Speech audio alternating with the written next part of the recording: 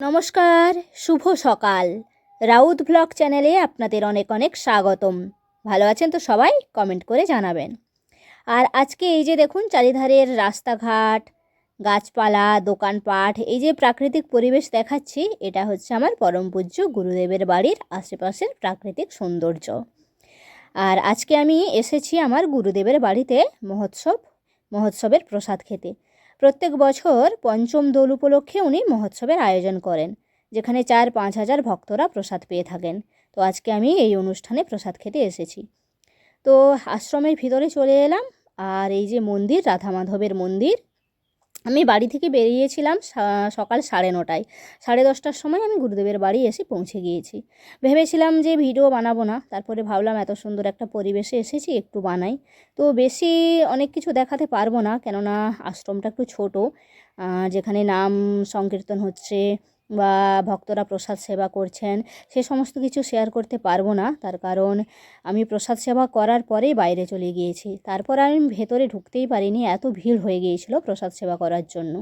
তো পরে কোনো দিন এলে আশেপাশে চারিদিকটা বা আশ্রম, লাট মন্দির বা গুরুদেবের বাড়ি, সে সমস্ত কিছু আপনাদেরকে দেখাবো, আপনাদের সাথে শেয়ার করব।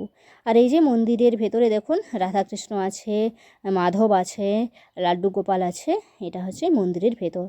আর এই যে কয়েকজন মাতাজি উঠছেন এখানে প্রণামী দিয়ে চরণামৃত আর তুলসী পাতা সেবা করবেন বলে। আর চলুন, মন্দিরের আশেপাশের এই যে রাস্তাটা, ছোট্ট এই যে গলিটা রাখা হয়েছে, এটা মন্দির পরিক্রমা করার জন্য। পুজো করার পর মন্দির পরিক্রমা করতে হয়, তো উনি এই জন্য এই গলিটা রেখেছেন খুব সুন্দর করে। আর পেছনে রয়েছে একটা ছোট্ট বাগান, সেটা অবশ্য অন্য লোকের, গুরুদেবের বাড়ির বাগান না। তো সকাল 10:30 থেকে বিকেল 3টে পর্যন্ত, না 10:30 থেকে 2টো পর্যন্ত আমি এখানে ছিলাম। এখানে অনুষ্ঠান, যে নাম সংকীর্তন হচ্ছিল সেগুলো শুনছিলাম, কৃষ্ণ কথা হচ্ছিল সেগুলো শুনছিলাম। তো প্রসাদ সেবা করে নিয়েছি 11:30টার সময়, কেননা সারা রাত এখানে রান্না হয়েছে। 11:30 থেকে পঙ্গর দেওয়া হয়ে গেছে। বাড়ির কয়েকজনই আমরা সেবা করেছি, 11:30টার সময় আর কেউ আসেনি ভক্তরা। কিন্তু 12:30টার থেকে এত ভিড়, তারপরে আমি আর ভেতরে প্রবেশ করতে পারিনি। আর একটু গরম লাগছিল, যেহেতু জায়গাটা ছোট। প্রসাদ সেবা করার পরেই আশেপাশে যে গাছপালা আর বাড়ি ঘর দুয়ারগুলো ছিল, ওখানে বিশ্রাম করার পর বাড়ি চলে এসেছি।